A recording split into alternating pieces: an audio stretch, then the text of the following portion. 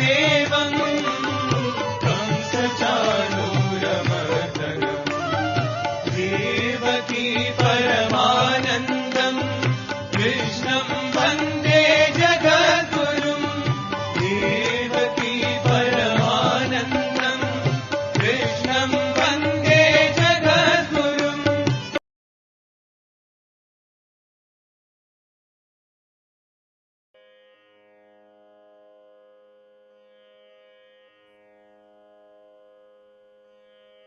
శ్రీ గురు వ్యాస విరచిత శ్రీమన్ భాగవతంలో దశమ స్కందంలో నేడు మనం 74వ అధ్యాయం ప్రారంభించుకుంటున్నాం. ఈ అధ్యాయంలో రాజసూయ యాగం అనేటువంటిది ఏ విధంగా జరిగింది, దాని యొక్క ప్రాశస్త్యము, ఎటువంటి వారు ఈ యాగానికి అతిథులుగా, ఋత్విక్కులుగా, అలాగే యాగకర్తలుగా, యజ్ఞంలో పాలు పంచుకునేటువంటి భాగస్వాములుగా ఎటువంటి వారందరూ ఈ రాజసూయ యాగానికి, ధర్మరాజు సంకల్పించినటువంటి యాగానికి వచ్చారో ఈరోజు మనం చెప్పుకోబోతున్నాం. ఈ అధ్యాయం చివరిలో శిశుపాల వధ అనేటువంటి ఘట్టాన్ని కూడా వివరించారు. నిన్న మనం చెప్పుకున్నాం ధర్మరాజు యొక్క రాజసూయానికి ఉన్నటువంటి విశేషం ఏమిటంటే ఆద్యంతాలు రెండు కూడా శ్రీకృష్ణ పరమాత్ముడు ఒక అద్భుతమైనటువంటి అవతార ప్రాప్తికి కావలసినటువంటి దానవ సంహారాలను చేశాడు. జరాసంధ వధతో ప్రారంభించిన రాజసూయ యాగం శిశుపాల వధతో ముగుస్తుంది. రెండే 2 అధ్యాయాల్లో చెప్పుకుంటూ వచ్చాడు వ్యాసుడు భాగవతంలో. మహాభారతంలో 20 అధ్యాయాలు చెప్పుకుంటూ వచ్చాడు. జరాసంధ వధ గాని, శిశుపాల వధ ఘట్టాలు గాని వీటిని వర్ణించుకుంటూ వెళ్ళాడు. మధ్యలో రాజసూయ యాగం అత్యద్భుతంగా ఎలా జరిగింది అనేటువంటివన్నీ కూడా ముందుగా భాగవతానుసారంగా మనం నేడు శ్లోకాలు మనం పరిశీలిద్దాం.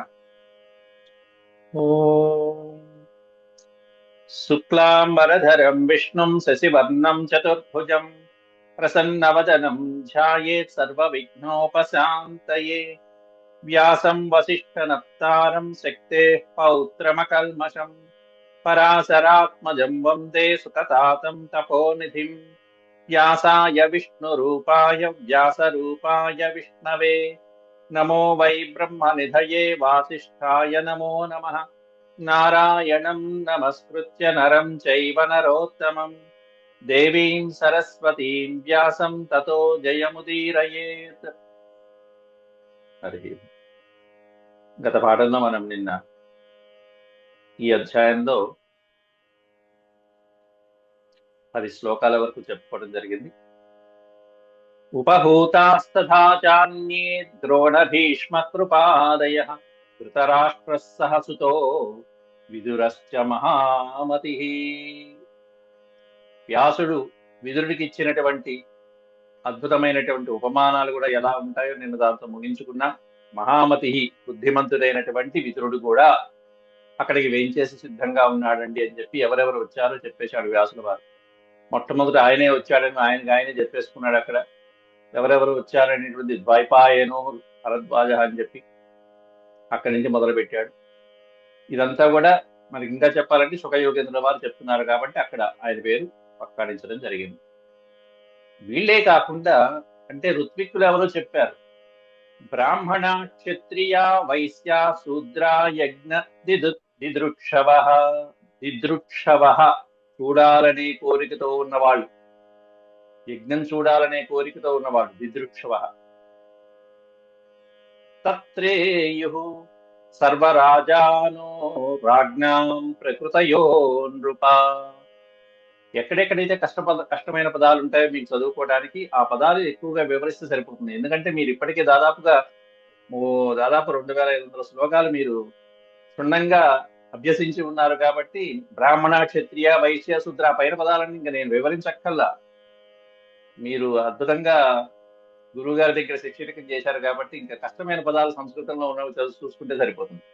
యజ్ఞది దృక్షవ, యజ్ఞాన్ని చూడాలని కోరికతో వచ్చినటువంటి బ్రాహ్మణ క్షత్రియ వైశ్య శూద్రులు అంటే చాతుర్వర్ణ్యాల వాళ్ళు కూడా అక్కడ ఆహ్వానించబడ్డారు, వేయించేసి ఉన్నారు. తత్రేయుహు అనే పదం ఉంది చూసారా, తత్ర ఈయుహు, ఈయుహు విడ తీసుకుంటే తత్రేయుహు. ఈయుహు అనేటువంటి పదాన్ని తీసుకుంటాం. తత్ర ఈయుహు. ఈయుహు అంటే వచ్చారు అని అంటాం. అక్కడికి వచ్చారు వాళ్ళందరూ. తత్ర అంటే ఆ యాగానికి వచ్చారు. తత్రేయుహు. ఎవరెవరు వచ్చారు? ఇంకా సర్వరాజానో రాజ్ఞాం ప్రకృతయో నృప. సమస్తమైనటువంటి రాజులు, మహారాజు యొక్క యాగం చూడటానికి సమస్తమైనటువంటి ప్రకృతయో ప్రజలు, ప్రజానీకం. ప్రకృతి అంటే ప్రజలు. ఎవరైతే ప్రజలు ఉన్నారో పౌరాణికులు, ప్రజలు, నాగరికులు, గ్రామీణులు మొదలైనటువంటి వాళ్ళందరూ కూడా వచ్చారయ్యా పరీక్షిత్ మహారాజా అనే ఆ నృప అనే సంబోధన పరీక్షిత్తుకి చెప్పినట్టు. తతస్తే దేవయజనం బ్రాహ్మణ స్వర్ణలాంగలై కృష్వా. ఎంత అద్భుతమైన పదం, జాగ్రత్తగా చదువుకోవాలి. కృష్ణ అన్నట్టుగా వినిపించేస్తుంది. టకారం కూడా నకారంగా కనిపిస్తుంది, కృష్ణ అనేమో అనుకుంటాం మనం. కృష్వా, దాన్ని ఇంకా చెప్పాలంటే ఆకృష్వా. అకారం పెట్టుకుంటే ఆకృష్వా అంటే లాగటం, బలవంతంగా నాగలి పట్టుకుని లాగటం అంటారు చూస్తారా.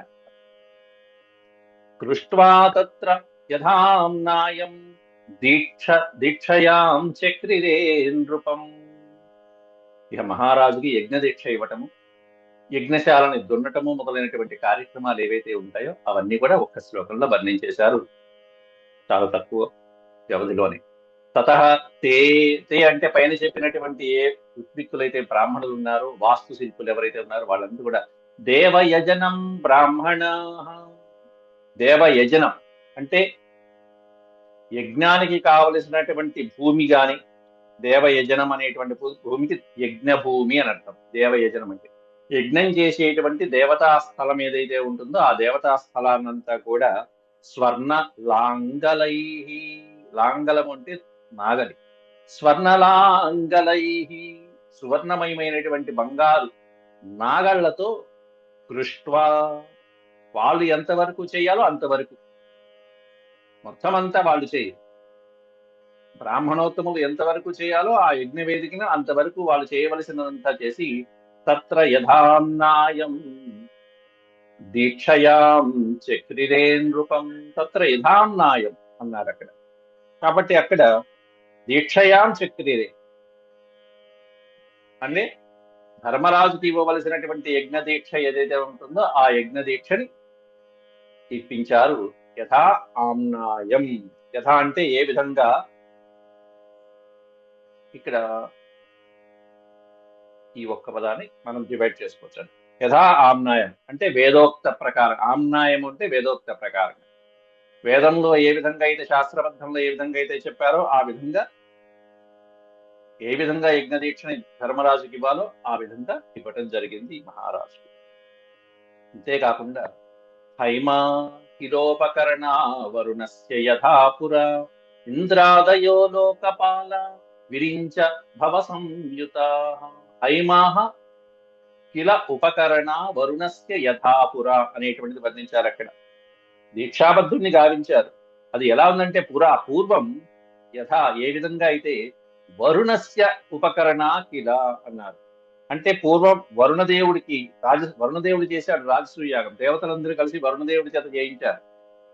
ఆ వరుణదేవుడి చేత చేయించినప్పుడు ఏ విధంగా అయితే ఉపకరణ యజ్ఞ సాధములైనటువంటివి ఏవైతే ఉంటాయో, యజ్ఞ సాధములు అంటే యజ్ఞానికి కావలసినటువంటి సృక్కులు, శృవాలు, పాత్రలు మొదలైనటువంటివి ఏవైతే ఉంటాయో అవన్నీ కూడా హైమా బంగారంతో ఏ విధంగా అయితే చేయించబడ్డాయో అదే విధంగా దేవతలు వరుణదేవుడి యాగానికి చేయించినట్టుగా ఇక్కడ ఈ ఋత్విక్కులందరూ కూడా ధర్మరాజు యాగానికి కూడా కావలసినటువంటి యజ్ఞ పాత్రలన్నీ కూడా సువర్ణమయంతో చేయించి వరుణుడు ఏ విధంగా యాగం చేశాడో ధర్మరాజు చేత ఆ విధంగా యాగం చేయించబోతున్నారు అని అర్థం. మరి వరుణుడు చేసినటువంటి యాగానికి సమస్త దేవతలు వచ్చారు. మరి ఇక్కడ కూడా వచ్చారా అంటే అయ్యో ఎందుకు రాలేదంటే ఎవరెవరు వచ్చారో చూసుకోండి మా అతిథులు అంటూ కింద ఇచ్చేస్తున్నాడు. ఇంద్రాదయో లోకపాల అంటూ మొదలుపెట్టాడు. ఇంద్ర ఆదయ, మొట్టమొదటి దేవతలకే అధిపతి అయినటువంటి ఇంద్రుడితో మొదలుపెట్టి అట్లాంటి లోకపాలకులు, సమస్తమైనటువంటి దిక్పాలకులు, లోకపాలకులు ఎవరైతే ఉన్నారో వాళ్ళు విరించ భవ సంయుత. విరించి భవ, భవుడు అంటే శివుడే. ఏకాదశి రుద్రుడు వచ్చి కూర్చున్నారు, స్వయంగా బ్రహ్మదేవుడే వచ్చి కూర్చున్నారు. ఇంకా రాజసూయ యాగంలో ఇంకేం కావాలండి? ధర్మరాజు ఏం పట్టు, ఏం అద్భుతం అండి. విరించ భవ సంయుత, సంయుత అంటే కూడుకుని ఉండటం. ఇట్లా అనేక మంది దేవతాగణములతో కూడుకుని ఉన్నటువంటి సగణాహ. పోని ఒక్కడే వచ్చారా అంటే ఆహా, ఒక్కొక్కళ్ళు ఫ్యామిలీలు. గణము అంటే సమూహము. మొత్తం అంతా దేవలోకం అంతా ఖాళీ చేసి మరీ వచ్చారు ధర్మరాజు రాసు. సగణాహ సిద్ధ గంధర్వా విద్యాధర మహోరగా. సిద్ధులు, గంధర్వులు, విద్యాధరులు, అద్భుతమైనటువంటి గంధర్వ లోకంలో విద్యాధరులు మొదలైనటువంటి వాళ్ళు సుప్రసిద్ధమైనటువంటి గణం. మహా ఉరగా. ఉరగము అంటే సర్పజాతులు. ఉరగము అంటే మహా ఉరగ. సర్పజాతుల్లో తక్షకుడు, వాసుకి, కర్కోటకుడు మొదలైనటువంటివి ఏవైతే ఉంటాయో శేషుడి దగ్గర నుంచి మొదలు పెట్టుకుని అట్లాంటి వాళ్ళందరూ వచ్చారు. మహా ఉరగా. మునయో యక్ష రక్షాంసి ఖగ కిన్నర చారణ. సమస్తమైనటువంటి మునులు వచ్చారు. యక్ష రక్షాంసి, యక్షులు వచ్చారు. రాక్షస జాతిలో ప్రధానమైనటువంటి వాళ్ళు కూడా ఆహ్వానించబడ్డారండి. చూడండి, ఇంకా యక్ష రక్షాంసి, యక్షుల్లో సుప్రసిద్ధమైనటువంటి వాళ్ళు ఉన్నారు. రక్షాంసి, దీంట్లో కూడా ఉన్నారు. రాక్షస బలంలో ఉండేటువంటి వాళ్ళు కూడా ఉన్నారంటే ఇంకా అర్థం చేసుకోండి. ఇంకా చెప్పాలంటే శుక్రాచార్యుడు రాక్షస గురువే. ఇలాంటి వాళ్ళు కూడా వచ్చారు. ఖగ కిన్నర చారణ. ఖగములు అంటే పక్షి జాతికి సంబంధించినటువంటివి ఏవైతే సుప్రసిద్ధమైనటువంటి వైంతేయుడు మొదలైనటువంటి వాళ్ళు ఉన్నారు వాళ్ళు వచ్చారు. కిన్నరులు వచ్చారు, చారణులు వచ్చారు. రాజానశ్చ సమాహూత రాజపత్న్యశ్చ సర్వశః రాజసూయం సమీయుః స్మ రాజ్ఞః పాండుసుతస్య వై. సమస్తమైనటువంటి రాజులు, ప్రాణి అంటే రాజపత్నులు. రాజులు, రాజపత్నులు అంటే సపరివారంగా సమాహూత. సం ఆహూత. ఆహూత అనేటువంటి శబ్దం మనం ఆహ్వానం అనేటువంటి శబ్దం లాంటిది. సమాహూత అంటే చక్కగా వాళ్ళందరూ ఆహ్వానించబడ్డారు. ఇంకా చెప్పాలంటే సహదేవుడు, నకులుడు వీళ్ళందరి రాజ్యాలకి వెళ్ళి మరి వాళ్ళని తోడ్కొని వస్తారు, వాళ్ళతో పాటుగా వస్తారు. అర్జునుడైతే ఇంకా శ్రీకృష్ణ పరమాత్మ దగ్గరికి వెళ్ళి మరి వాళ్ళు జాగ్రత్తగా, అలాగే ఈ ధృతరాష్ట్రుడు, భీష్ముడు మొదలైనటువంటి వాళ్ళందరినీ దగ్గర ఉండి తీసుకొస్తాడు. వాళ్ళని హస్తినాపురం నుంచి తోడ్కొని వస్తాడు. ఈ తీసుకొచ్చేటువంటి బాధ్యత, దింపే బాధ్యత అంతా. కాబట్టి రాజానశ్చ సమాహూత రాజపత్నశ్చ సర్వశః రాజసూయం సమీయుస్మ రాజ్ఞ పాండుసుతస్య వై. పాండుకుమారుని యొక్క రాజసూయ యాగంలో ధర్మరాజు చేస్తున్నటువంటి ఆ రాజసూయ యాగానికి పాండుసుతస్య వై రాజసూయం అనేటువంటి దీని గురించి సమేయు. ఇక్కడ సమీయు అనేటువంటి పదానికి అర్థం వచ్చారు అని. మొత్తం అందరూ రాజసూయ యాగానికి వచ్చారు వాళ్ళందరికీ.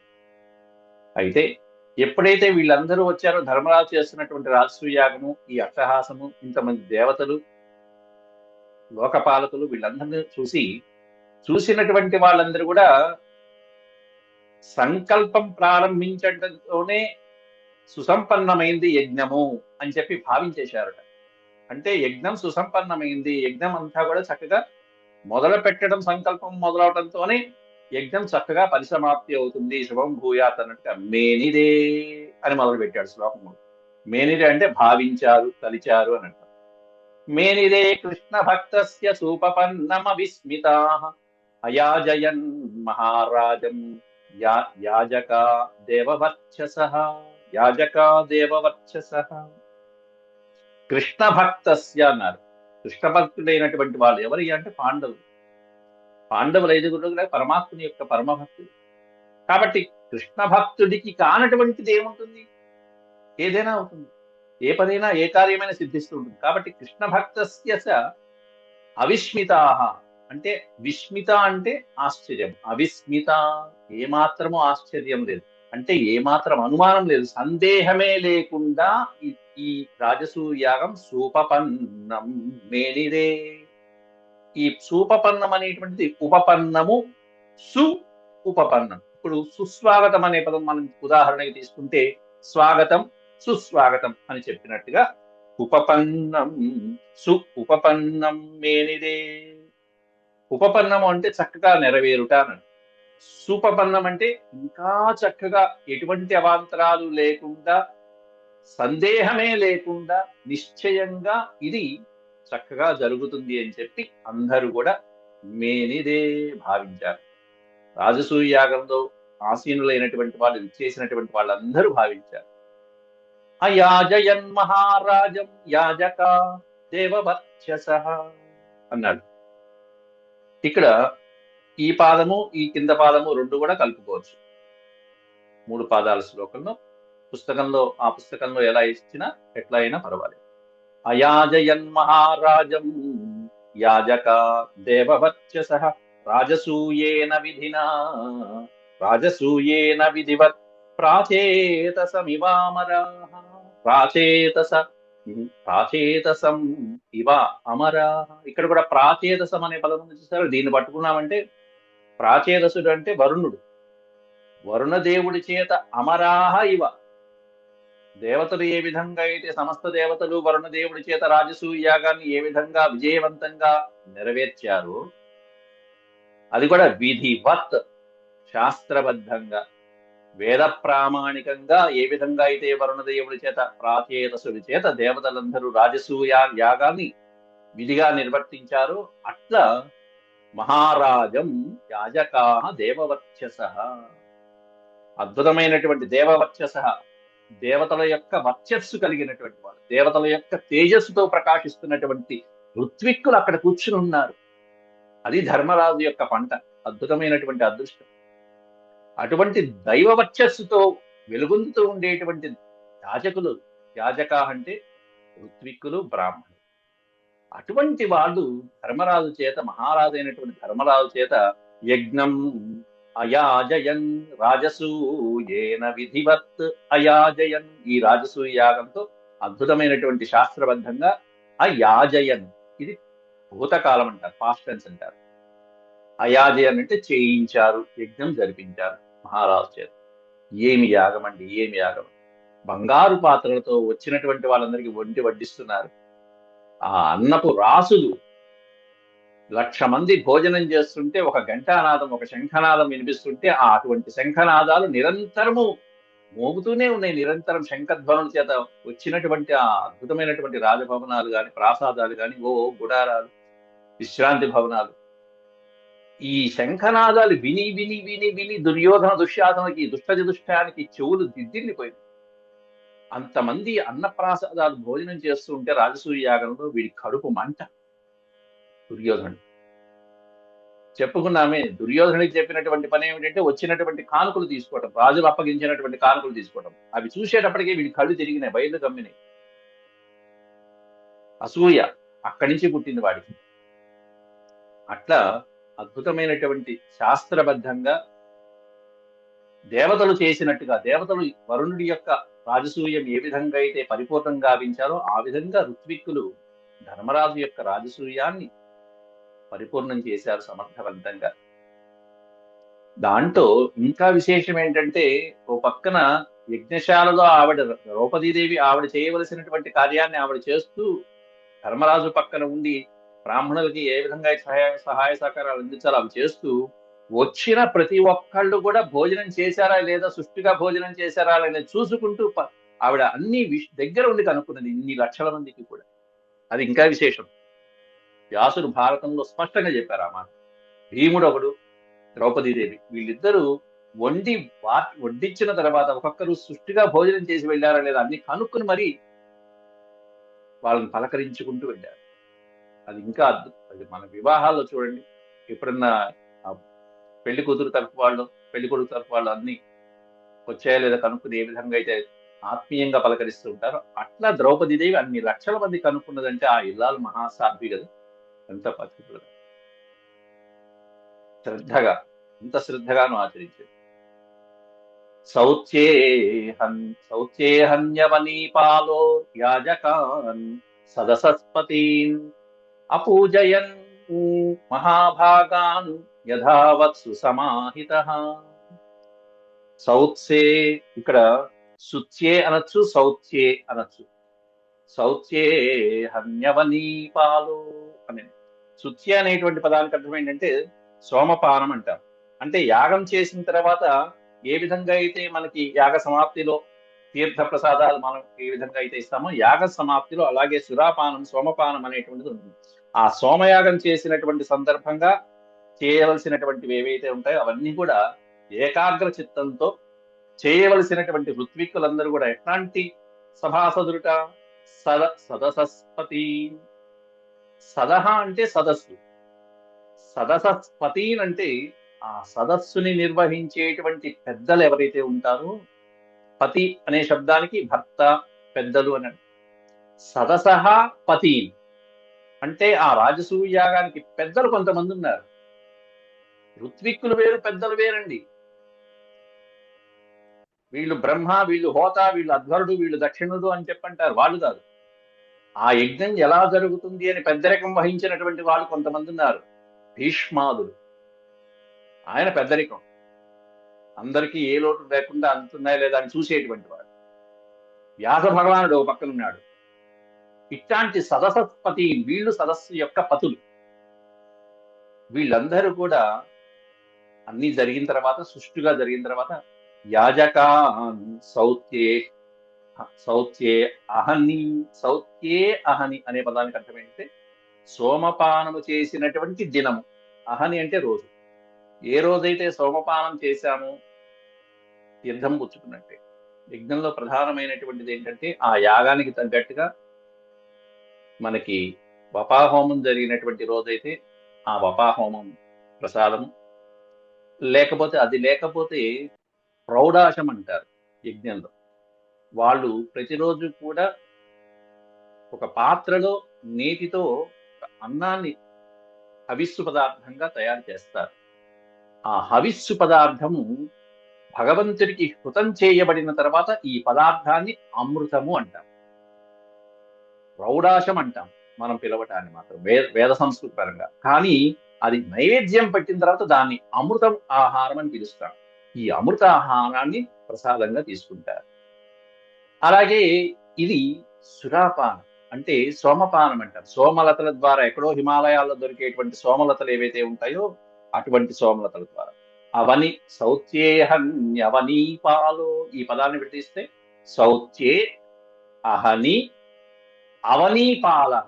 అవని అంటే భూమి, అవనీపాల అంటే భూమిని పరిపాలించేటువంటి వాడు ఎవరు? ధర్మరాజు. ధర్మరాజు సౌత్యే అహని, సోమపానము చేసినటువంటి తర్వాత, ఆ సోమపానం చేసినటువంటి రోజున సుసమాహిత, చక్కగా ఏకాగ్ర చిత్తంతో ఎవరిని ఏ విధంగా పూజించాలో ఆ విధంగా ఋత్విక్కులందరినీ, యాజకాన్ యజ్ఞం చేసినటువంటి ఋత్విక్కులందరినీ కూడా యథావత్ సుసమాహిత, అక్కడికి వచ్చినటువంటి వాళ్ళందరినీ ఏ విధంగా పూజించాలో వాళ్ళ అర్హతకి తగ్గట్టుగా అపూజయన్ మహాభాగం. మహాభాగాలంటే పెద్దలు. వచ్చినటువంటి అతిథుల్ని ఏ విధంగా వాళ్ళ అర్హతకి తగ్గట్టుగా పూజించాలో అలా పూజించడం సంకల్పించాడు. అంటే రాజసూయ యాగం పరిసమాప్తి అయిపోయింది. ఎప్పుడు? సౌత్యే హని అనే ఈ ఒక్క పదంతో. అంటే రాజసూయ యాగం దిగ్విజయంగా పూర్తి అయిపోయిన తర్వాత సభలో వాళ్ళందరినీ ఏ విధంగా పూజించాలో ఆ విధంగా పూజించి సంకల్పించాడు. అయిపోయింది. వ్యాస భగవానుడు ఎంత షార్ట్ ఫామ్ చేసేసాడంటే భాగవతంలో అంత చేశాడు. ఈ మధ్యలో అద్భుతమైనటువంటి యాగ వివరాలన్నీ కూడా మీకు కావాలంటే మీరు మళ్ళీ మహాభారతం చూసుకోవాల్సిందే. రెండింటినీ సమన్వయం చేసుకుంటేనే మీకు రాజసూయ యాగం ఎలా జరిగింది అనేటువంటి పూర్తి వివరాలు వస్తాయి. అంతవరకే నేను ఇంతవరకు సమయానుకూలంగా చెప్తున్నాను, మన్నించండి. ఆ తర్వాత మన శ్లోకంలోకి వెళ్ళిపోదాం. లేకపోతే మీకు బోరు కొట్టిన అసలైనటువంటి విషయం నుంచి మనం డైవర్ట్ అయినట్టుగా ఉంటుంది. అయితే మరి ఇంతమంది సదస్సులో పెద్దవాళ్ళు ఉన్నారు, ముఖ్యమైనటువంటి వాళ్ళు ఉన్నారు, పరాక్రమవంతున్నారు, దేవాది దేవతలే ఉన్నారు, పరమేశ్వరుడు, ఇంద్రాది దేవతలే ఉన్నారు. మరి వీళ్ళందరిలో మరి ఎవరిని పూజించాలి? సదస్యాగ్ర్యాణార్పి వై విమృశంత సభాసదః నాజ్యగచ్చన్ననైకాంత్యా సహదేవస్తదా బ్రవీత్. ఈ ఒక్క పాదము కూడా ఎక్కడ కూడా మధ్యలో విడతీయకుండా ఇచ్చేశారు. అలాంటి దాన్ని ఏక సమాసంగా ఉంటుంది. దాన్ని మనం జాగ్రత్తగా తీసుకోవాలి. సంధులు ఎక్కడ, సమాసాలు ఎక్కడ. మొదటి పాదం కూడా చూడండి. దాంట్లో సదస్య సదస్య అగ్రార్హణార్థం, సదస్య అగ్ర్యార్హణార్థం వై విమృశంతః సభాసదః నాద్యగచ్చన్ నా అధ్యగచ్చన్. ఈ పదం దగ్గర తీసుకుని అనైకాంత్యాత్ సహదేవ సహదేవ తదా అబ్రవీత్. జాగ్రత్తగా విడ తీసుకోండి. నాద్యగచ్చన్ అనైకాంత్యాత్ ఈ పదం దగ్గర పెట్టేసుకుంటే మీకు చదువుకునేటప్పుడు అక్షరం దగ్గర అనైకాంత్యాత్ సహదేవస్తదా అబ్రవీత్ అని మీరు చదువుకోవాలి. ఇక ఎలా జరిగింది ఆ యాగము, ఎవరిని ప్రధానమైనటువంటి అగ్రపూజ్య తాంబూలం అనేటువంటి దానికి వస్తున్నాడు విషయాన్ని. అగ్రపూజ్య తాంబూలం అనేటువంటి ఎవరికి ఇవ్వాలి? సదసి అనే పదం పెట్టారు. సభాసద సదసి జరుగుతున్నటువంటి రాజసూయ సభలో సభాప్రాంగణంలో అగ్రహర్ణ్యార్థం అంటే సభాసదులు ఉన్నటువంటి సభాసదులు అందరిలో కూడా అగ్ర అర్హణ అగ్రమైనటువంటి వాళ్ళలో అర్హమైనటువంటి వాళ్ళల్లోనూ ఎవరు అర్హులైనటువంటి వాళ్ళు, ఎవరికి అగ్రతాంబూలం ఇవ్వాలి అనేటువంటిది, అంటే మొట్టమొదటి పూజించదగినటువంటి వాళ్ళు ఎవరు అని చెప్పంటాం. అక్కడ ముఖ్యమైన ఉద్దేశం మొదట పూజించదగినటువంటి వాళ్ళు ఎవరు, విమృశంత అని ఆలోచించి ఎవరికి అగ్రతాంబూలం ఇవ్వాలి అని ఆలోచిస్తూ ఉంటే విమృశంత ఒక్కొక్కరు ఆలోచిస్తున్నారు. ఎందుకంటే ఆలోచించదగినటువంటి వాళ్ళు ఎవరు, ఎవరైతే యాగ పెద్దలుగా ఇందాల మనం చెప్పుకున్నామో అటు వ్యాసుడు కానీ ఇటు భీష్మాచార్యుడు కానీ వీళ్ళు నిర్ణయించాలి. వీళ్ళు నిర్ణయించి అరే అబ్బాయి నాయన ధర్మరాజా నువ్వు ఇచ్చేయి, ఇదిగో వీళ్ళకి తాంబూలం, వీళ్ళకి ఇంత దక్షిణ ఇవ్వు, వీళ్ళని ఈ విధంగా గౌరవించు అని చెప్తే ఆయన గౌరవించాలి. యజ్ఞభారం అంతా వాళ్ళదే. కాబట్టి ఎంత ఆలోచించినప్పటికీ కూడా నాద్యగచ్చన్ న అనైకాంత్యా, ఈ నా అధిగచ్చన్ ఎవరికి ఇవ్వాలి అగ్రతాంబూలం అనేటువంటిది వాళ్ళు విచారించలేకపోయారు, ఆలోచించలేకపోయారు. ఎందుకని? అనైకాంత్యాత్, ఈ ఒక్క పదాన్ని జాగ్రత్తగా చూసుకుంటే అనైకాంత్యాత్ న ఏక అంత్యాత్. ఎందుకంటే ఆ సభలో ఉన్నటువంటి వాళ్ళందరూ కూడా అనేక మంది యోగ్యులైన వాళ్ళు ఉన్నారు, యోగ్యుడు కానివాడు ఎవడూ లేడు. అనైకాంత్యాత్ యోగ్యమైనటువంటి వాళ్ళు ఎంతో మంది ఉన్నారు. అటువంటి సభలో ఎవరు నిర్ధారించలేకపోతే అప్పుడు సహదేవస్తదా అబ్రవీత్ అంటున్నారు. ఆ సందర్భంలో సహదేవుడు మొదలు పెడుతున్నాడండి. సహదేవ తదా అబ్రవీత్. సహదేవుడు చిన్నవాడైనటువంటి సహదేవుడు లేచి అందరితో ఈ విధంగా అంటున్నారు. అర్హతి హ్యచ్యుత శ్రేష్ఠ్యం భగవాన్ సాత్వతాం పతి ఏష వై దేవతా సర్వా దేశకాల ధనాదయ. దేశకాల ధన ఆదయ మొదలైనటువంటి వాటన్నింటికి కూడా సర్వదేవతలకి కూడా ఒకే ఒక్కడయ్యా సాత్వతాంపతి భగవాన్ అచ్యుత శ్రేష్ఠ. శ్రీకృష్ణుడే శ్రేష్టమైనటువంటి వాడు, ఇంకెవరు ఉంటారు? ఏమిటి సందేహం, ఇంతసేపు ఆలోచిస్తున్నారు దీనికి మీరు అంటూ సహదేవుడు మొట్టమొదటి నోరు విప్పాడు. అచ్యుత హి అర్హత. అచ్యుత శ్రీకృష్ణ పరమాత్ముడు హి అనేటువంటి ఆ పరమాత్ముడు మాత్రమే ఖచ్చితంగా అర్హుడైనటువంటి వాడిది అగ్రతాంబూలానికి. మొదటి తాంబూలం ఆయనకే ఇవ్వాలి, ప్రథమ పూజ్యుడు ఆయనే. ఎందుకంటే శ్రేష్ఠ్యం భగవాన్ సాత్వతాంపతి, సాత్వతాంపతి భగవాన్ ఆయన శ్రేష్టమైనటువంటి వాడు. ఏషవై దేవత సర్వ, ఈయన దేవతలందరికీ కూడా దేవత. అంతేకాకుండా దేశ కాల ధన ఆదయ, సమస్తమైనటువంటి దేశ కాల విభజనలకి, ప్రదేశాలకి, ఐశ్వర్య స్థితి సంపదలకి, మొత్తం అన్నిటికీ కూడా ఆయన అధిపతి. కాబట్టి వాళ్ళు నిశ్చయానికి రాలేకపోయినప్పుడు సహదేవుడు ఈ విధంగా సమాధానం చెప్తూ సమస్తమైనటువంటి ఐశ్వర్య, బల, జ్ఞాన, శక్తి మొదలైనటువంటి గుణ అర్హత కలిగినటువంటి భగవంతుడు ఒక్కడే దీనికి తగినటువంటి వాడు అని చెప్పి, ఇతడే సమస్తమైనటువంటి వాటికి అధిపతి అని చెప్పి నిర్ధారించడం జరిగింది. ఆ తర్వాత మిగతా శ్లోకాల నుంచి రేపటి పాఠంలో మనం వివరించుకుందాం. అంతవరకు ఓం శాంతి శాంతి శాంతి. హేదక్షరవద భ్రష్టం మాత్రాహీనం చ యద్భవేత్ తత్సర్వం క్షమ్యతాం దేవనారాయణ నమోస్తుతే. సర్వం శ్రీకృష్ణార్పణమస్తు. హరి ఓం.